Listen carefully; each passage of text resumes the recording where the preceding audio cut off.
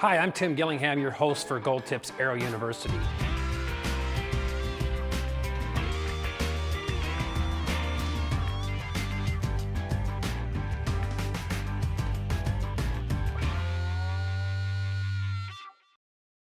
The subject today is going to be building better arrows. How do you build a better arrow?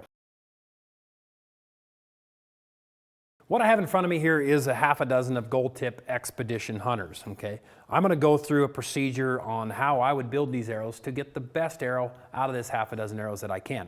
Now, a typical scenario is you're going to go to your bow shop or your Bass Pro Shop or your Cabela's or your Gander Mountain. They're going to pull a set of arrows off the shelf. They're going to cut them to your length, and it's all going to come off of one end. Okay. That's going to give you an adequate arrow in most instances, and in that instance, if you want a better quality arrow, you're probably going to want to buy a Pro Series over an XT and XT over an Expedition. You're going to get a better arrow out of the box in that scenario. But on the other hand, if you're a guy that likes to build your own arrows or you've seen the benefit in building your own arrows, this is the procedure that I'm going to teach you to use. Now, I use the same procedure whether I'm building target arrows or I'm building hunting arrows. Different things are taken into consideration as far as the weight tolerances that I'm looking for in different scenarios, and we'll cover that also in this segment. Now, the first thing I'm going to do with a set of arrows when I get them is inspect them. Like we covered in the safety procedures, we're going to inspect these arrows. We're going to just roll them on the counter. We're going to inspect them, for any damage, okay? And throughout the process, we want to keep an eye on things. Just make sure that these arrows, have not had anything dropped on them or such. Now, what I have in front of me here is a spinner. We're going to spin these shafts after we remove the nocks, and I'm going to take these shafts and I'm going to mark them. Now, this is a plus or minus 6,000 straightness arrow, meaning this shaft can have up to 12 thousandths run out in it, okay? It's the lower end of our hunting arrows. Now, I know as a professional archer that I can make this arrow better by how I cut it. And you may have heard other people in the past tell you, well, cut equal from both ends, or so on and so forth. I'm in a pro shop setting and my customers want their labels to all match. I'm probably going to do that. I'm just going to cut it equal from both ends. Because this, as you've seen in the memory test on the laser sorter, these particular machines are designed, this is what sorts our arrows in a factory setting. So you don't know whether that arrow got kicked into the 6,000ths bin because of one end or a combination of both ends of straightness. So by using a spinner like this allows us to kind of observe where the straightness problems with this particular arrow lies.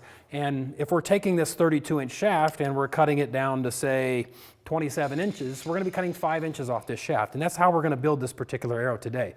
So I know that I'm cutting 5 inches off this arrow shaft. So I'm simply going to take a spinner like this. Now, if you want one commercially available on the market, Pine Ridge makes a very good spinner. It's about $25 or $30. I think it's very critical that you have one, even for your broadhead alignment. So, and it'll help you in this procedure also. So what I'm going to do is take a silver Sharpie like this, and I'm just going to observe this arrow. Okay, I'm going to look, and I'm going to see, where I see the most amount of wobble. This particular shaft, for example, I see probably equal amounts of wobble on both ends. So I'm simply going to mark 2.5 inches this way, and I'm going to mark 2.5 inches this way, okay? And then I'm going to set it off to the side. And then I'm going to go to my next shaft. I'm going to pull the nock out, because I'm not going to need the nock in there because I want to be cutting these shafts from both ends. This particular shaft, kind of the same thing. I probably am going to benefit if I cut this shaft, equally from both ends. So I'm going to sit here and I'm going to cut 2.5 inches from each end, okay? And then we'll move on to the next shaft.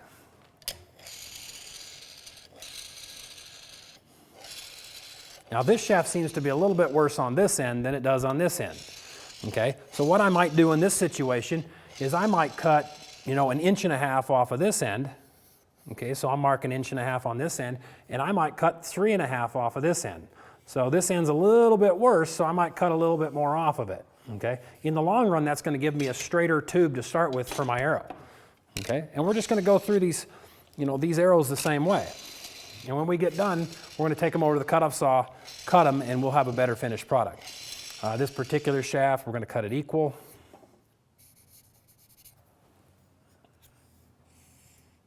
Okay, and we're going to sort these into their different piles. Okay, so we got one here that's going to be cut slightly different than the other three.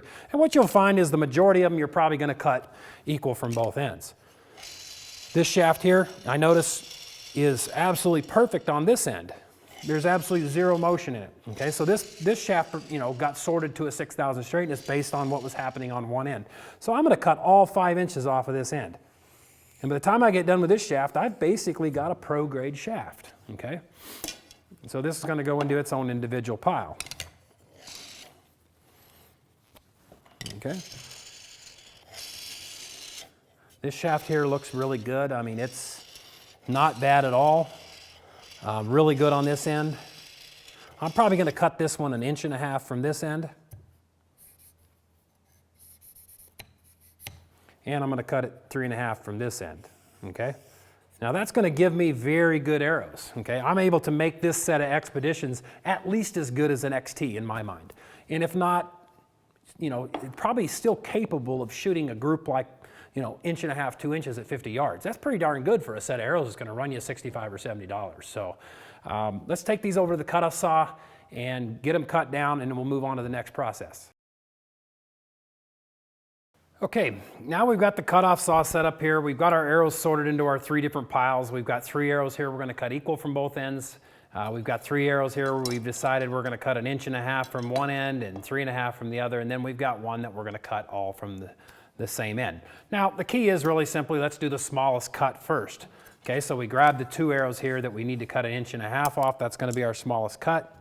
I've set the cutoff saw to 30.5 inches because this is a 32-inch full-length shaft, and I'm simply going to buzz these off.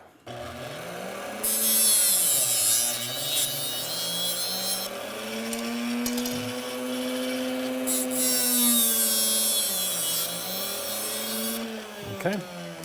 And once I get those done, I'm going to lay the direction that hasn't been cut, over here with the one that's going to be cut, from the full length, and we're going to go to the next length cut that we're going to make. Now the rest of these shafts that we're cutting equal from both ends, we're cutting these shafts, remember, to 27 inches, so we're going to cut 2.5 inches. So let's reset the saw. So we're going to cut 2.5 inches off of each end, which is going to put that at 29.5 inches. Okay, and then we're going to make our cut.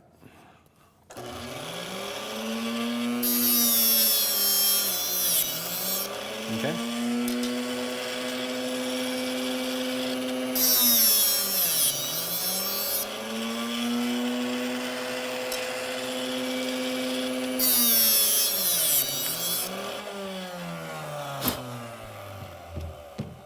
Carbon dust everywhere.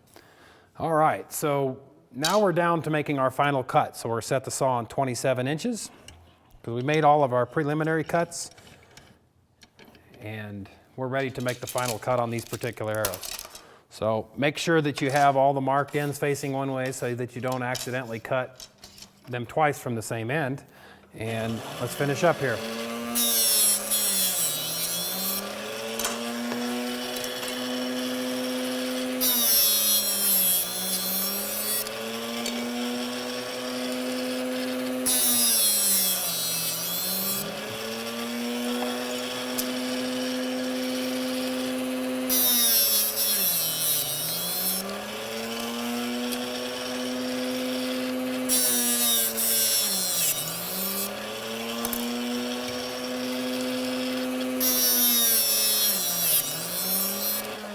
Okay, now our cutting is all done. Let's get rid of the saw here and we'll move on to the next stage. Okay, now we've got the shafts cut, we're back to the spinner. Let's just show you a little something here. Now you notice all these shafts have been cut slightly different. The labels don't match. Now, if that bothers you, then just buy a better grade of shafts to start with. If you're just trying to build better arrows out of the existing arrows, and you're like me and you just want the most accurate arrow you can get, this lesson is for you, okay? So let's just put them back on the spinner. Let's see what we got. We got a pretty good straight shaft there. We got a really good straight shaft there. We got a good, all these shafts have turned out really darn good. I mean, that shaft's got a little bit of wobble, but heck, it's an Expedition Hunter. As a rule, we've got about 5 out of these 6 shafts that have probably improved to an XT grade straightness. Okay, the first thing we're going to do after cutting these shafts is we're going to clean the carbon fiber debris out of the end of the shaft so that we get good adhesion on our points. Okay, so we're just going to take a rag here and we're going to clean the inside of these shafts and clean all the carbon dust out of it. Okay, and you can even take the acetone, and if you still have paint or pen marks on it, you can clean the ends off. You know, if you have some of your Sharpie markers still on there. Okay, you got it on both the Nock ends too.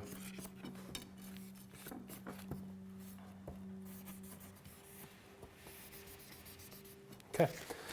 Okay, now that we have the shafts cut, we have the component ends or the insert end or the point end cleaned, we're going to go ahead and install the Nock bushings. Okay, what I have here to put in on these shafts today is a GT pin Nock bushing and a GT pin Nock. Okay, this is going into the 246, 55, 75. So we're going to put this in with a real soft hot melt. So we're going to take our torch here, and again, being very careful not to put too much heat on it, we're going to install our bushings. Okay.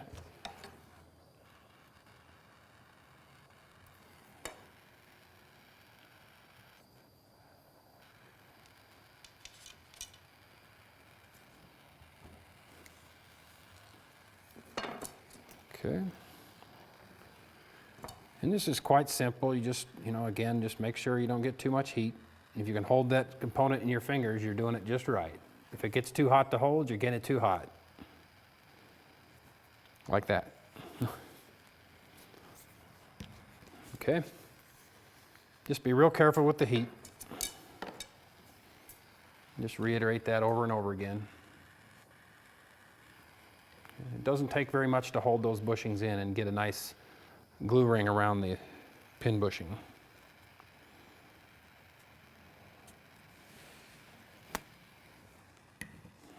Okay. Oh.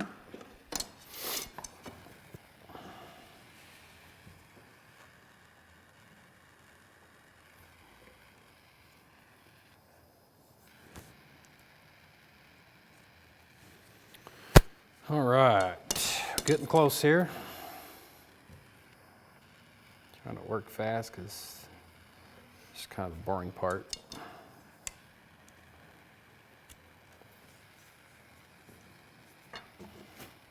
And you can do this part with plastic if you choose. I mean, it's kind of up to you as to what your preference is there. Okay.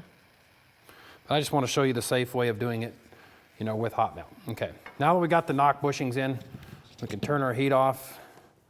We'll press our GT pin Nocks on the pins.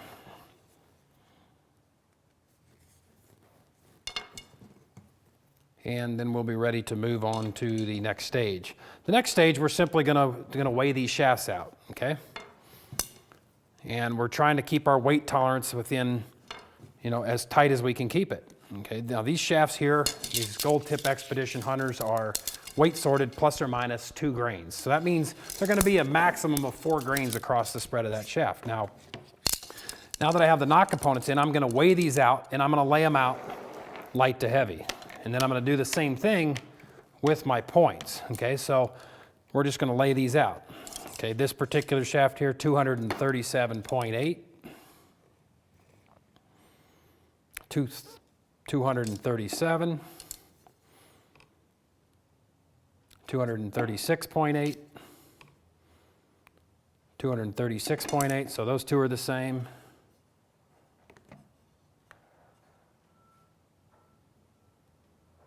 236.8 and 235.2. So we have them laid out here light to heavy, and we really have 2 grain spread in these Expedition Hunters. No, they're advertised plus or minus 2. We've actually got them within 2 grains.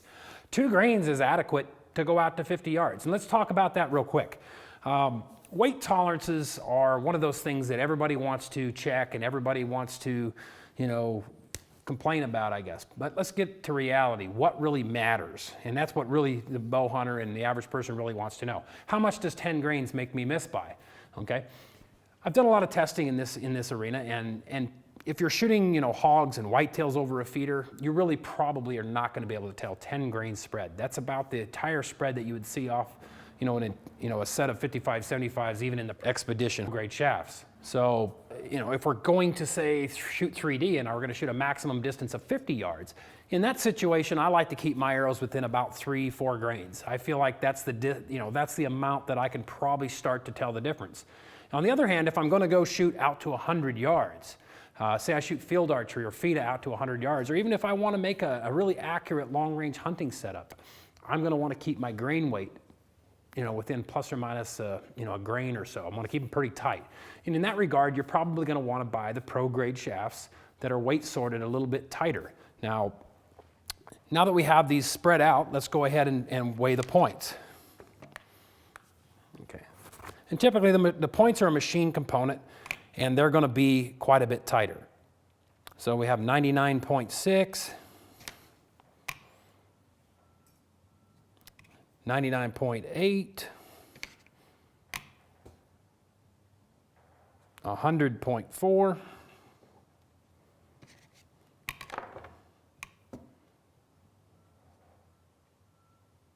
99.6, and I always, if I hit two the same, I kind of just lay them in behind each other.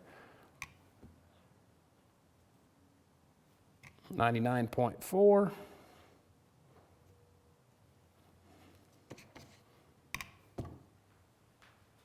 and 99.6. So we have three of them here that weigh the same, and we got a spread just shy of a grain in our points, and that's normal, okay?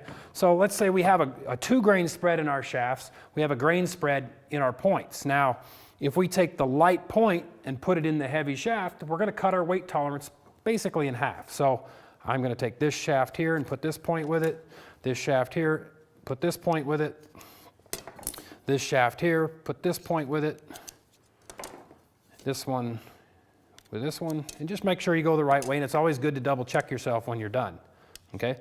So now that 2 grain spread, let's go back and check it. Let's see where we're at, okay? And I would guess we're probably within a grain or a grain and a half now, okay? So arrow shaft number 1, we're 334.4, 335.5, 335.5, 344.4, 344.6, and 344.6 again. So we're actually have cut our weight tolerance within 1.2 grains across that dozen arrows by how we did that. Just a simple procedure to cut your weight tolerance in half. Now these arrows are actually grain weighted good enough to shoot at 100 yards and achieve very, very good accuracy. Now let's turn our torch back on and we'll glue those points into place, okay? Same procedure, but you're gonna wanna run just a little bit more glue, on the point, okay? The main thing with hot melt glue is to make sure you get really good glue coverage. Same thing with a cyanoacrylite. You want 100% glue coverage. Do not scrimp on your glue. Okay? And if you can hold that in your hand, it's safe enough to go into that particular shaft without damaging the arrow. Okay?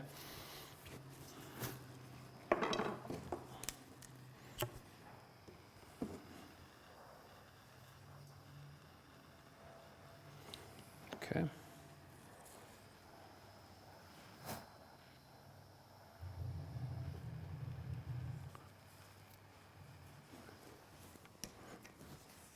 All right, we got our 3 hot melted ones done. Now let's just do 3 of them with the Gold Tip grip. Okay. And with the tip grip, same thing. Let's just reiterate, you just make sure you get, good glue coverage. These points have nice deep rings in them. We need to fill it all in with glue. Okay. Just remember the tip grip's a more permanent solution. So if you're wanting to experiment or you're wanting to, be able to replace that point if you do ding it, hot melt works pretty good. It works better on target components than it does on hunting components. So the insert seems to hold in a lot better with the tip grip. Okay. But it is a lot faster, and a lot of times we're impatient and we need to do stuff last minute, and nothing works faster than a good cyanoacrylite, especially like, our tip grip here. And they're not all created equal. If you find yourself losing points because you used a cheap bottle of glue, You know, glues like this can go bad. They do have a shelf life. So make sure you're getting good glue. Gold Tip glue comes direct from the manufacturer, so it has optimal shelf life. We have a real quick turnover in the glue, so you're not seeing it sitting on the shelf for a long period of time. So, all right, we're pretty well done with these arrows here, and they're ready to accept fletching, okay?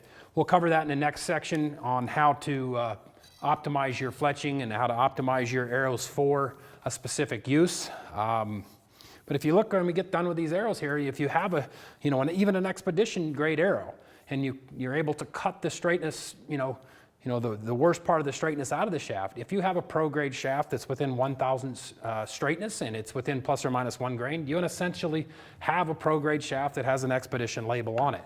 Now, where this really comes into play, is target arrows, okay? And you'll notice here, I've got 24 shafts, okay? These are 30X large diameter shafts that we sell for tournament shooting, okay?